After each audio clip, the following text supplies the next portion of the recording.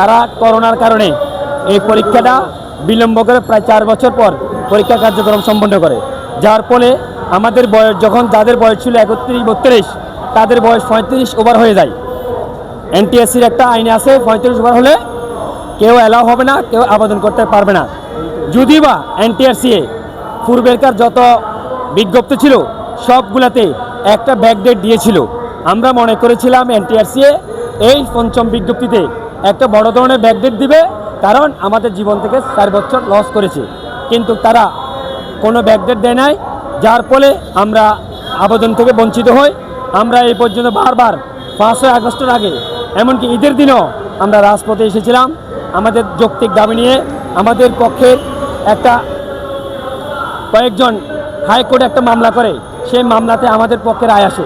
পরবর্তী সুপ্রিম কোর্টে তারা কিন্তু আপিল করে, সে আপিল বিভাগও আমাদের পক্ষে রায় আসে। পরবর্তীতে শিক্ষা মন্ত্রণালয় আমাদেরকে দেওয়ার জন্য আইন মন্ত্রণালয় বরাবর একটা প্রস্তাবনা পাঠায় যে ওদের কোনো আইনগত কোনো জটিলতা আছে কি না।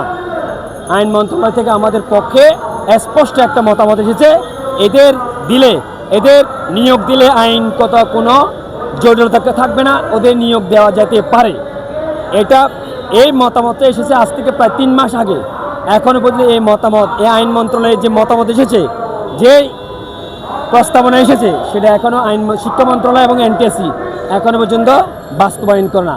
যার জন্য আমাদের এই আন্দোলন, আমরা এই রাজপথে আছি।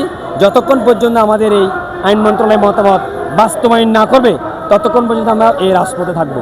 17তম নিবন্ধনধারী যারা 17তম নিবন্ধনে সকল পরীক্ষায় প্রিলি, রিটেন, ভাইভায় কৃতকার্য হয়েও আমরা একবারও 17তম নিবন্ধন পরীক্ষার শিক্ষক যে নিবন্ধনের যে বিজ্ঞপ্তি হয়, গণবিজ্ঞপ্তি হয়, নিয়োগ বিজ্ঞপ্তি, ওই বিজ্ঞপ্তিতে একবারও আবেদন করতে পারি নাই। কারণ 2020 সালে 17তম নিবন্ধনের সার্কুলার হয়, আর সেই সার্কুলার শেষ হয়ে পরীক্ষা নিয়ে বিজ্ঞপ্তি প্রকাশ পর্যন্ত, রেজাল্ট নিয়ে বিজ্ঞপ্তি প্রকাশ পর্যন্ত প্রায় 4.5 বছর সময় অতিবাহিত হয়।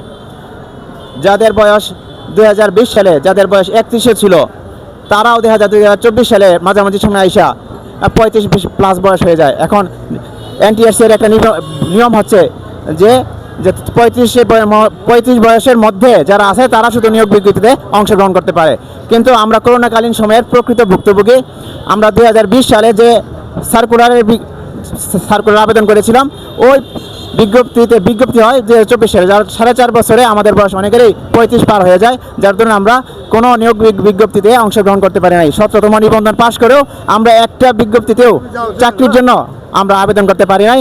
এই জন্য যেহেতু আমরা এই জন্য এসেছি যে এখানে যেন একটা বিশেষ বিজ্ঞপ্তি প্রকাশ করা হয়, অন্তত আমরা একবার যারা 17তম 35+ আছে একবার আমরা গণবিজ্ঞপ্তিতে আবেদন করে শিক্ষক হওয়ার সুযোগ পাই। আমরা আন্দোলন করেছি, অনেকবার আন্দোলন করেছি, এমনকি হাইকোর্টে আমরা মামলাও করেছি, রিটও করেছি, কিন্তু ফ্যাসিস্ট সরকার তার কোনো মূল্যায়ন করে না। এই সরকার ছিল মানে জনগণের চাওয়া পাওয়ার কোনো মূল্যায়ন করতো না, যার দরুন তার এরকম জনশূন্য, তার জনপ্রিয়তা একেবারে তলানিতে গেছিল।